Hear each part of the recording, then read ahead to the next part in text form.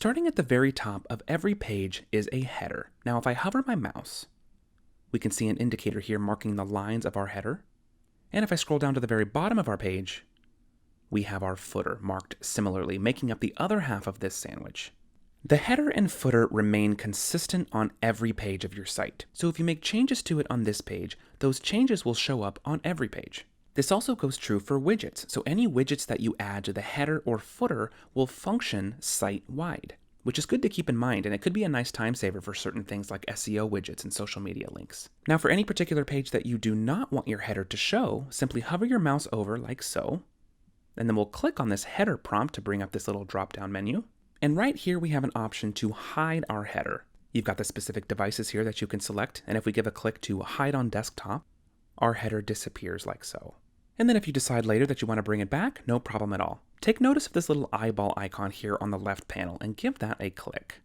And you'll see the header partially return. Just give one more click on this icon here, and you're then prompted with an option to unhide. Same goes for the footer. Hover your mouse over the footer, and then click on footer. And we're then prompted with a settings panel for the footer as a whole, the top of which has this toggle option here if you want to hide the footer on this page. One more note I'll make about headers. Let's click back into that drop down up here, and let's click on Edit Design. We've got a dense list of settings here allowing you to style up this header any which way that you want. This layout selection here is pretty awesome. If you want to change the structure of it entirely, just select a new one. And in just a flash, it's updated in the builder, ready for you to customize further.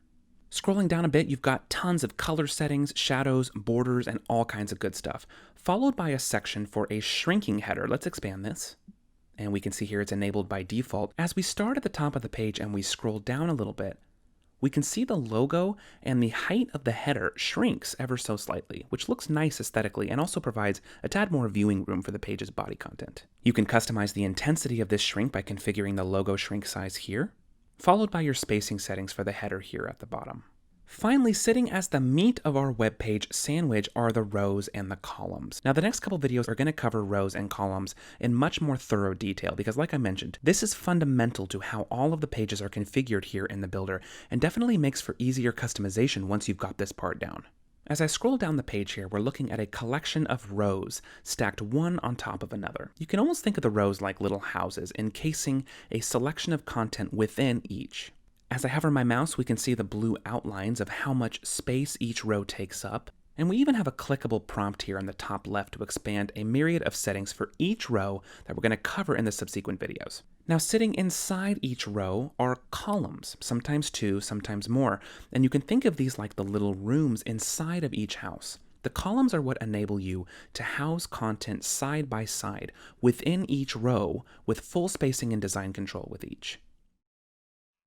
For more training videos, please go to www.ignitescienceandvisual.com.au.